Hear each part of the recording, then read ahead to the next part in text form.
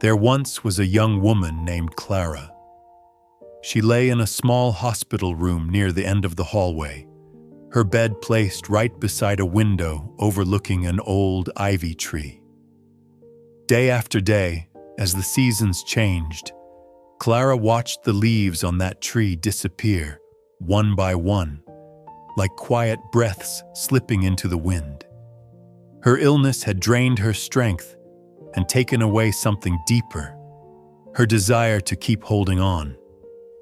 Each morning, she looked at the tree and whispered, almost like a confession to herself, "When the last leaf falls, I'll go too." Doctors tried to encourage her. Nurses checked on her with warm smiles. Friends visited with flowers and letters. But nothing reached her heart. Nothing softened the heaviness she carried. Only one person refused to accept her fading hope. An elderly painter named Mr. Berman, who lived in the small apartment just below her room.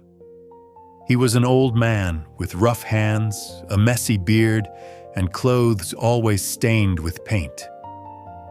He had no family, no great successes to his name, and no masterpiece hanging in a gallery, but he possessed something rare, a heart that never stopped believing in others, even when they stopped believing in themselves.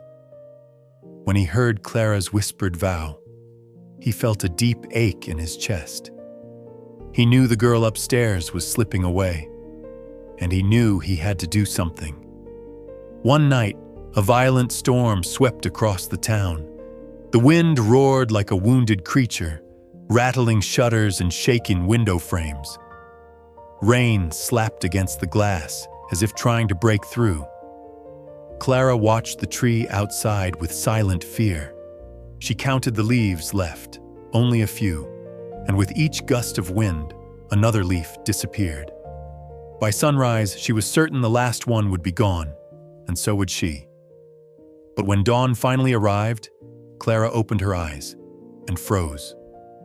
There it was, the last leaf, still clinging to the vine, still shining with an impossible shade of green, unshaken, unmoved, unafraid.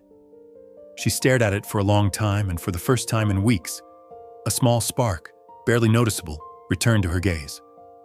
One day passed, then another, then a week, and every morning, the leaf remained, strong, steady, refusing to fall.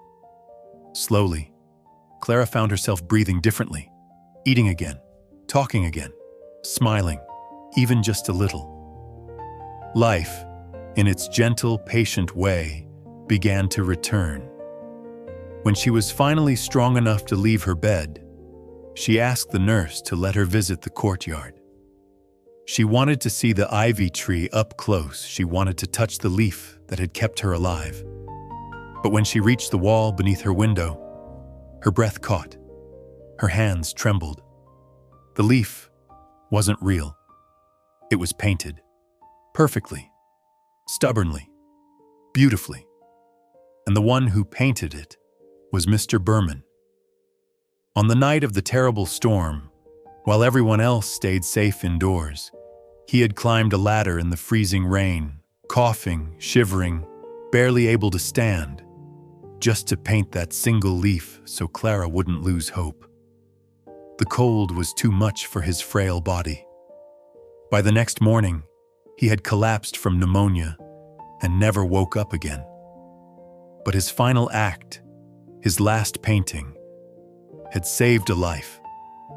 Clara stood in front of the painted leaf, tears slipping down her cheeks. Not just from sadness, but from understanding something profound. Sometimes hope doesn't come from our own strength. Sometimes it is a gift left quietly by someone who cares.